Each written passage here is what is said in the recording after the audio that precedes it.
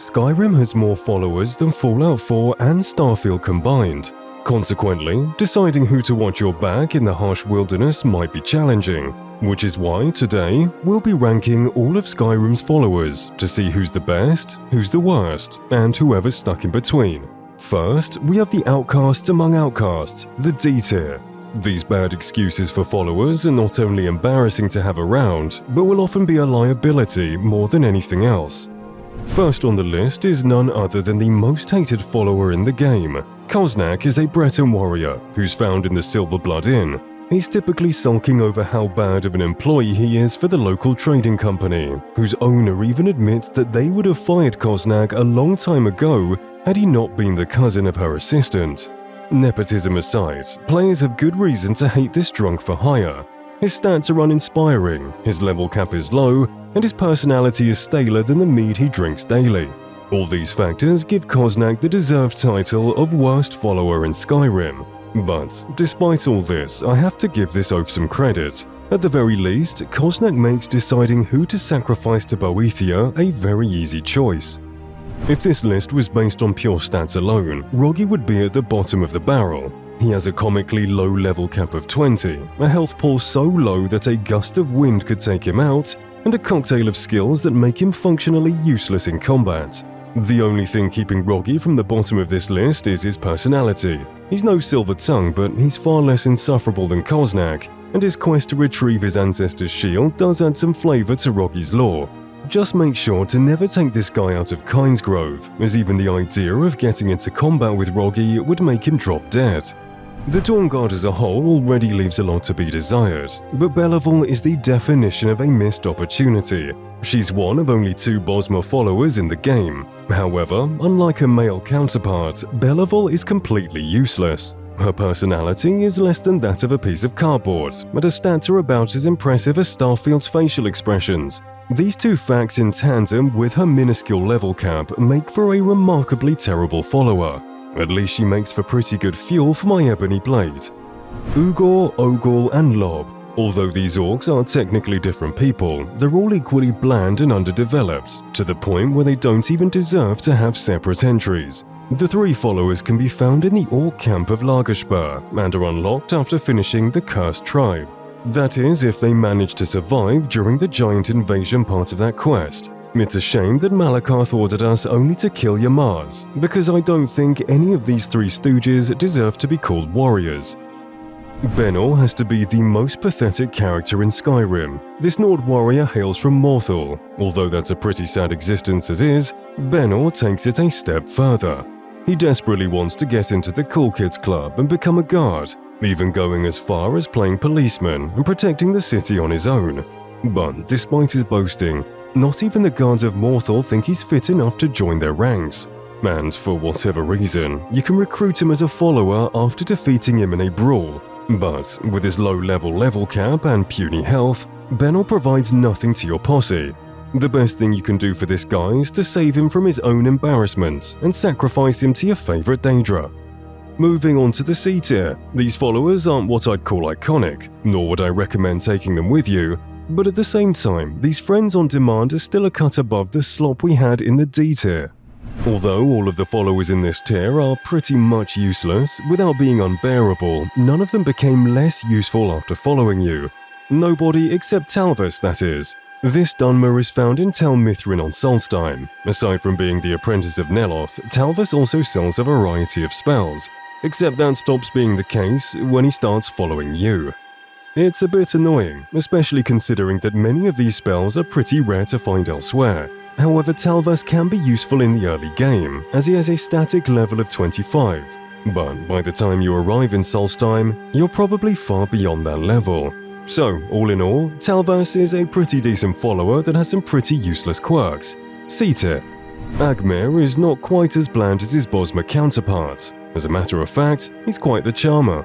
You get to see him join the ranks of the Dawnguard alongside you, and in a faction as elitist as these vampire hunters are, it's nice to see someone still getting the ropes. That being said, Agmer's level cap is laughable. In fact, it's so low that you'll likely be far beyond his maximum before you even meet him. So as nice as you are, Agmer, you're staying in the C tier. It might be a bit harsh to have Onmund so low on the list, but when you consider that you have Brelina and Jazago to choose from, why the hell would anyone choose this guy? Onmund has a minuscule level cap of 30 and a personality that just doesn't compare to the other two college members. Onmund is the black sheep of the three, and although he's not terrible in combat, he's pretty useful during the early game. But you know who's more useful? Jazago, Brelina, and most other followers in the game. And since he doesn't have that interesting of a personality, Onmund is just an aggressively average follower. Vorstag is a pretty decent follower, with nothing much going for him other than his scaled armor, which is a rare sight and admittedly pretty cool. But aside from that, Vorstag just feels like more clutter. There's nothing inherently bad about him, it's just that he's painfully mid. C tier. Burland is like everything I just said about Vorstag, except he's even more boring. He has an average level cap, average stats, average perks, and average armor. He's a spell sword, but when the only thing you have going for you is your class, you know you're a boring character. C tier. The choice of siding between Feindel and Sven is a question as old as time, but unlike most philosophical questions, this one has a really easy answer. Sven has similar stats to his Bosma counterpart, except he's worse in pretty much every way. He has a lower level cap, offers no training whatsoever, and has a personality that not even his mother likes. The only thing keeping him from the D tier is his class. Sven is the only bard follower in the game. Not only does this mean that you get to live out your Geralt and Dandelion bromance in Skyrim, but it also means that he'll be flexing his vocals by playing the flute randomly. This can be a blessing, adding a touch of ambience during a break, or annoying as hell, especially when he decides to play during important dialogue. So, although I wouldn't take him anywhere other than the Shrine of Boethia, he still gets points for at least being unique. This might just be the most controversial placement on this list. These initiates are two assassins, male and female, who manage to find an internship at the Dark Brotherhood Sanctuary. On the surface, they have everything you could ask for in a follower. They have an enormous level cap of 100 and the perfect stats for stealth playthroughs. So, what's the problem? Well, they're just not interesting. But like the Dawnguard followers, these two initiates have no personality whatsoever. They have some of the most generic dialogue in the game and don't even have a name for God's sake. If these two had unique names, interesting backstories, and varied dialogue, then they would have easily been in the S tier. But as it stands, these two Muppets can continue to be mistaken for mannequins for a little longer. Like most others in this tier, Stenvar is nothing special, but he's definitely the most special nothing special follower there is. Sure, he has virtually the same level cap and stats as the rest of the hirelings, but at least he has some cocky remarks that make his personality somewhat entertaining. He also kinda looks like Kratos from God of War, which is something. Moving on. Athis, Rhea, Nyada and Torvar. Though all of these companions are fine followers for the early, with a max level of only 25, they fall off quicker than Game of Thrones. And sure, two of them being expert trainers is useful, but it's not like you can't just get trained and send them on their way. They have little to no personality, except for Rhea, and are pretty subpar in combat, and for this, all four of these companions are in the C tier. Adelaisa instantly wins points for having the coolest quest to unlock her. You tell me which other follower makes you sail to a pirate island in the middle of the Northern Sea. Few other followers are as loyal to the Empire as her, making Adelaisa a perfect follower for hardcore Imperial playthroughs. But, with all of that being said, Adelaisa is just kind of useless. She has a max level of only 25, making her the third worst follower in the game by stats alone. She also has no training, interesting dialogue, or marriage to offer you, making her all the more undesirable as a follower. Adelaisa had the potential to be great, and her quest alone kept her from the D tier, but I can't put her any higher than a C. Goldir is as honorable as they come. Upon first meeting, he'll ask you for your help in stopping a necromancer messing with his ancestral tomb. After the two of you put a stop to the sorcerer in question, Goldir opens up as a follower. And honorable as he may be, he's still a pretty average follower. Beyond the quest, nothing is interesting to note about Goldir. He's a decent choice for noble players early in their playthrough, but at a certain point, I would just ditch this guy. C tier.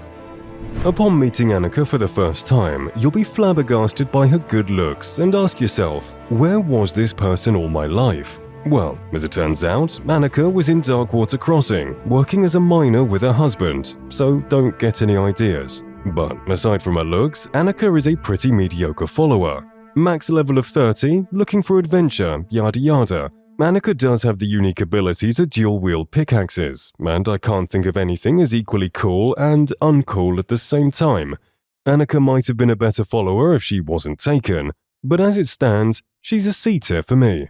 Ilya is probably the most underrated follower on this list, and that's in large part due to her quest. It involves Ilya's old gang of witches, with the quest culminating in the two of you tricking Ilya's mother, who wants to become a hagraven, into a trap. I mean, sure, she has some better than average stats, but it's this quest alone that makes her so iconic. However, Ilya has a large Achilles heel that can't be ignored. If for whatever reason she stops being your follower, you'll never be able to contact her again. And although it's a matter of spawning back into the world for PC players, people on consoles will lose her as a follower along with everything they gave her. The only way to fix this without console commands is to make her a steward at one of your Hearthfire homes. So, although Ilya's an excellent follower with a unique quest, this fatal flaw is inexcusable. C tier. B tier followers are in an awkward position. They're not quite as useless and quite useful early in the game, but journeying with them for the long haul is when they start falling off as followers and become liabilities. It might be cheating to put all the housecarls into a single entry, but the fact of the matter is housecarls are so similar to each other that it doesn't make sense to list them all individually. So save your time and my energy, we're going to put them all together, except Lydia. All have equally bland personalities, while at the same time being pretty useful in combat. Anything beyond that is just a matter of whose mug you like the most. And if you want to know whose mug I think is the best, then it has to be my boy Gregor. I mean, just look at that moustache. The second of the two Bosmer followers, Faendal is incredibly useful in the early game. Along with Sven, Faendal is the earliest follower you can get in the game, but his usefulness doesn't end there. Along with being a perfectly decent follower, Faendal doubles as an archery trainer, and since all the money you spend on training goes into the person's inventory, you can trade back the gold and get 5 points in archery for free. Faendal is also pretty capable in a fight. Naturally, he prefers the bow, so he perfectly complements heavy attack builds that can take the damage while Faendal dishes it out. But although he's very useful at the start of the game, continuing to take this wood elf with you after a few hours just isn't practical. Still, recruiting Faendal is pretty much a part of the game's meta now, so he remains comfortably in the B tier. Of all the characters that could have potentially led to becoming a follower, I don't think anyone was expecting the executioner of all people to be on that list. Nevertheless, Atar is ready and willing to be your sidekick. Not only is Atar decked out in unique armor, but he also has a one-of-a-kind Executioner's Axe, which is the farthest-reaching weapon in the game. This alone almost excuses the fact that he only has a max level of 30. But be warned, Atar is best unlocked as early as possible. This is because he's one of the few followers that are missable. Since the quest he gives you has you taking out Captain Hagar in Broken Ore Grotto, killing the bandit leader before speaking to Atar will make him unobtainable as a follower. And for that, Atar really can't go any higher than a B tier. Conjurers are hard to come by, especially during the first few hours, and that's all the more reason why Aurania is one of the best followers you can have in the early game. Regardless of having her as a follower, you'll want to visit her at some point in your playthrough anyway, as she begins a Daedric quest. Deciding to side with Aurania at the end of this quest will unlock her as a follower.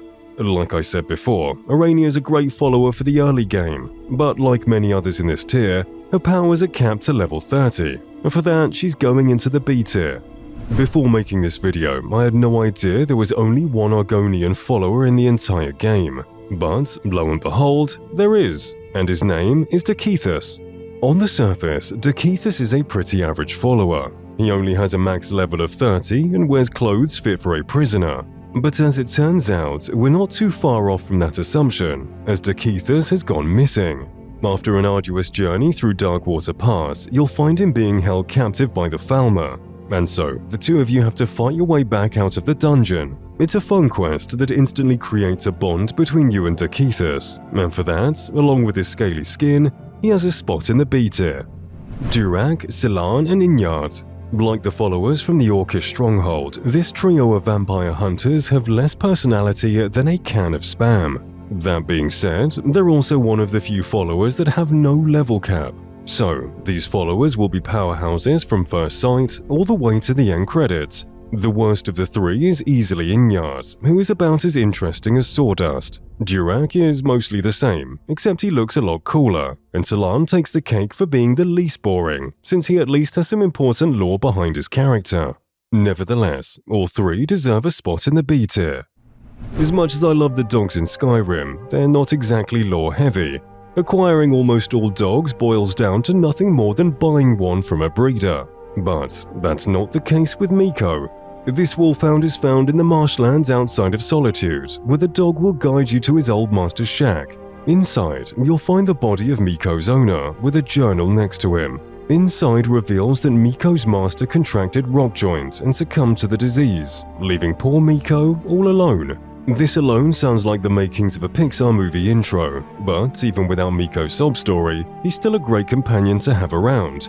This is in no small part thanks to him being a non-humanoid follower, which means he can tag along in anything from simple hunting exercises to dungeon crawling.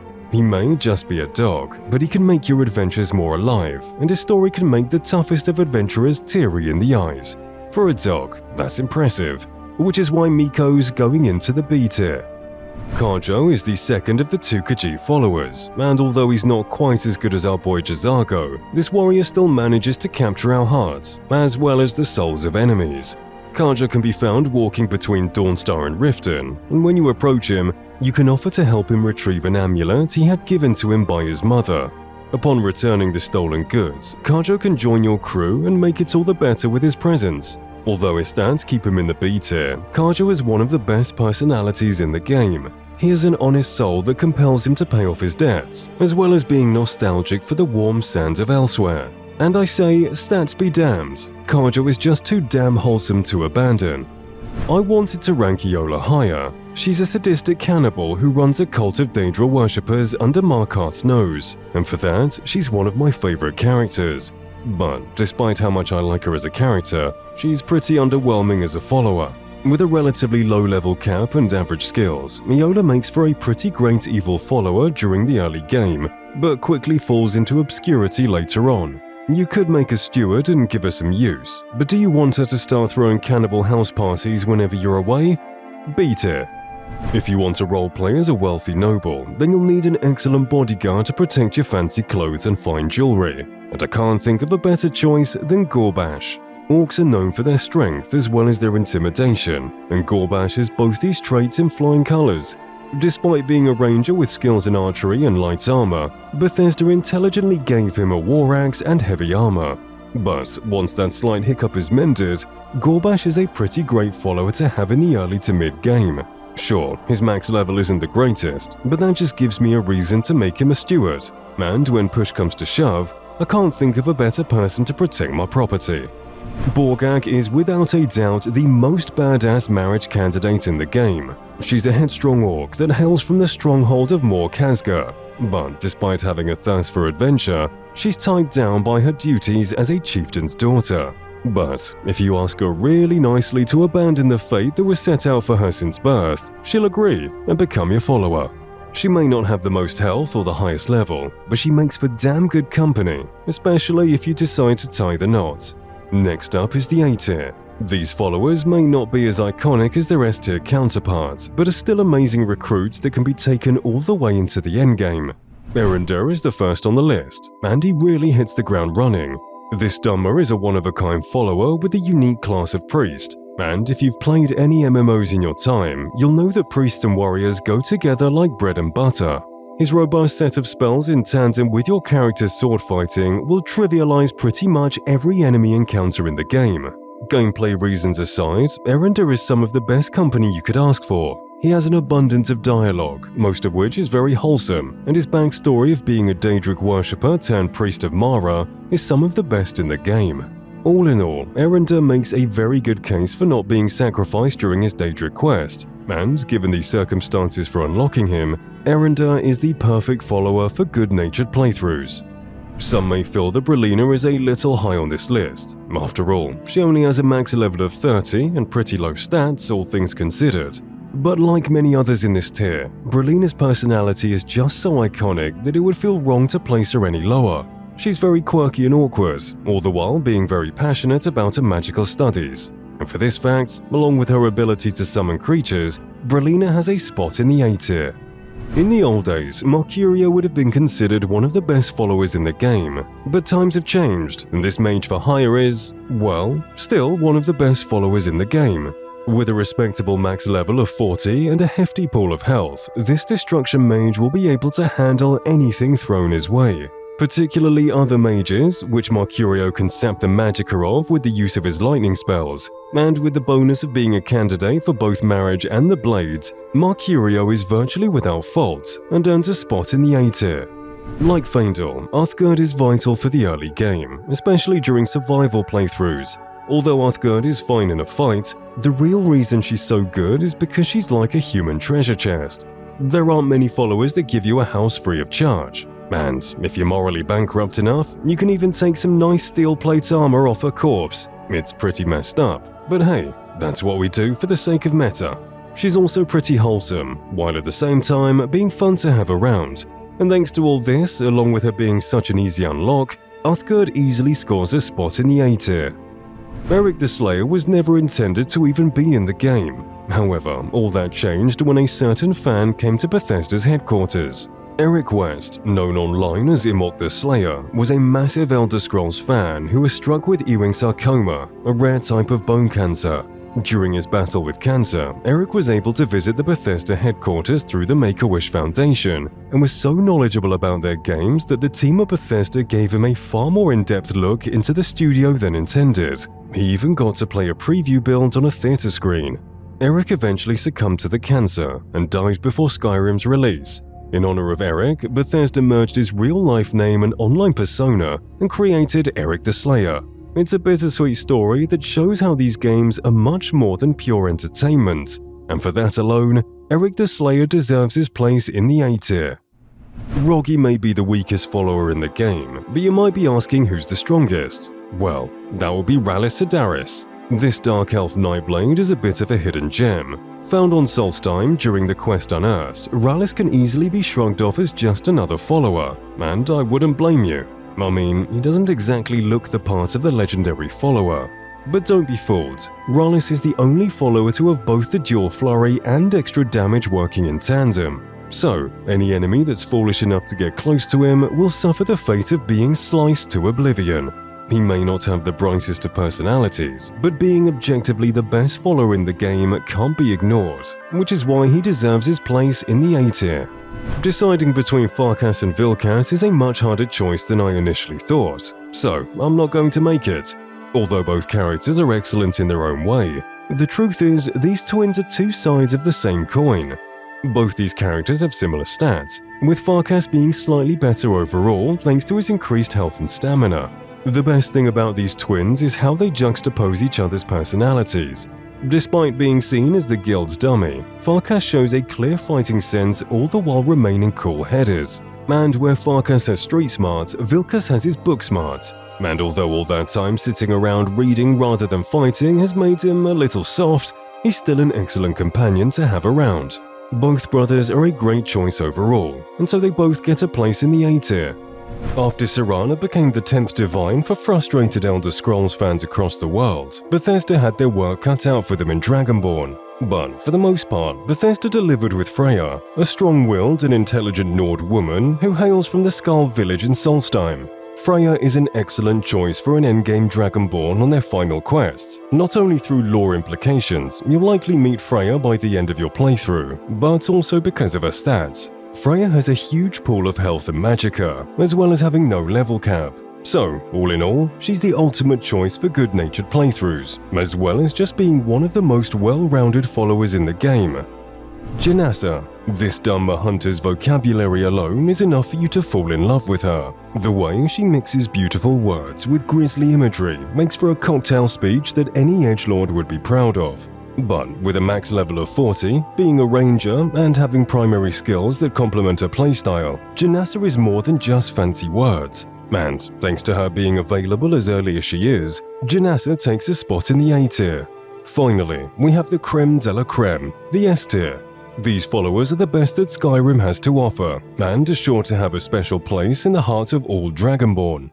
Mjol the Lioness. This Nord warrior has a heart of gold and an interesting backstory. Retiring from the life of adventuring after losing her sword, Mjol has decided to take upon fighting her great beast, as she puts it. But, unlike the Dragonborn, Mjol's great beast isn't a world-eating dragon or a heliophobic vampire, but rather the city of Riften. But after retrieving her sword, Mjol will abruptly forget about that goal and instead join you on your quest to break the game as much as possible. She also doesn't care if you're the leader of the Thieves Guild, the Dark Brotherhood, or are openly a criminal.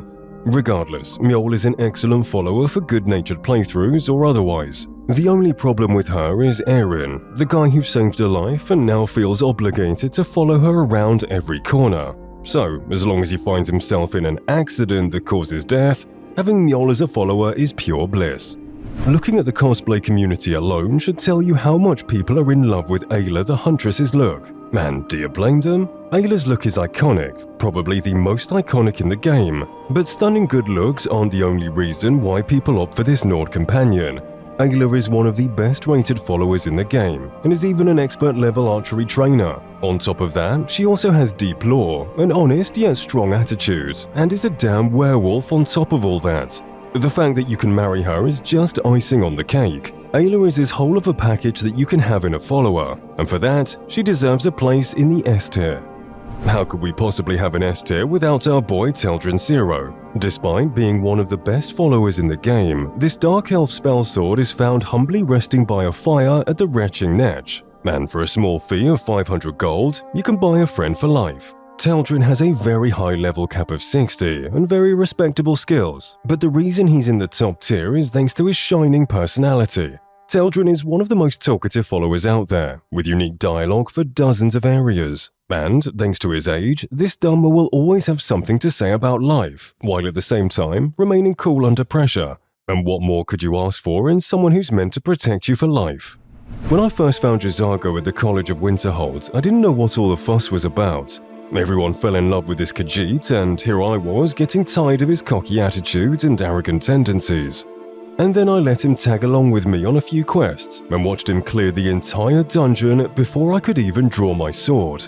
With a non-existent level cap and enough skills to flatten anyone who gets in his way, Jazago gives just about every other follower a run for their money.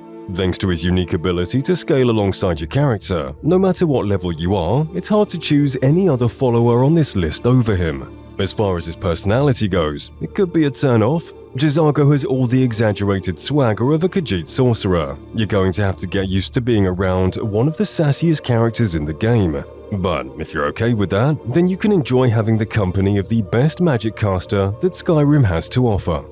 Cicero is definitely the most controversial follower in the game. People either love him or hate him, and I understand the hate. Listening to Cicero talk like a schoolboy and an elderly grandmother at the same time is enough to make you go as mad as he is. But the fact of the matter is Cicero is the most unique follower in the vanilla game. He only becomes available if his life is spared during the Dark Brotherhood questline, making him one of the few followers that are missable. He has unique dialogue in almost as many areas as the DLC followers, and he has the highest sneak level in the game. All these amazing traits wrapped into one follower make Cicero the choice for evil playthroughs. And last I checked, that's all anyone's doing these days.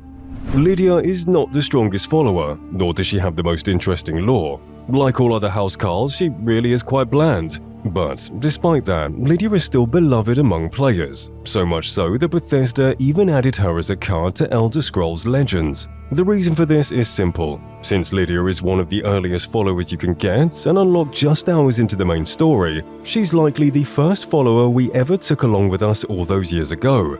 As a result, Lydia takes us back to the good old days, when our biggest worry was having to wake up early for school, and the most hated person on the planet was Justin Bieber. Because of this, it would just feel wrong to put Lydia anywhere else on this list. She's not the best follower by stats, but the way she stole our hearts over a decade ago can never be forgotten. And finally, we have every Skyrim player's favorite goth for the 12th year in a row.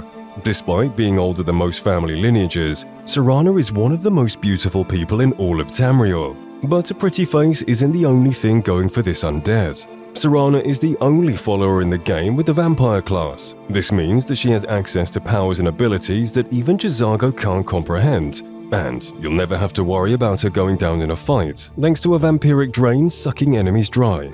And since she's the flagship follower of the Dawnguard expansion, she has the richest lore of any other follower and plenty of dialogue, all uniquely voiced by the legendary Laura Bailey. And although we'll never forgive Bethesda for not letting us marry this undead goddess, if we were honest with ourselves, none of us would deserve to be with such a perfect spouse in a million years. Subscribe to Fall Damage, you milk drinker.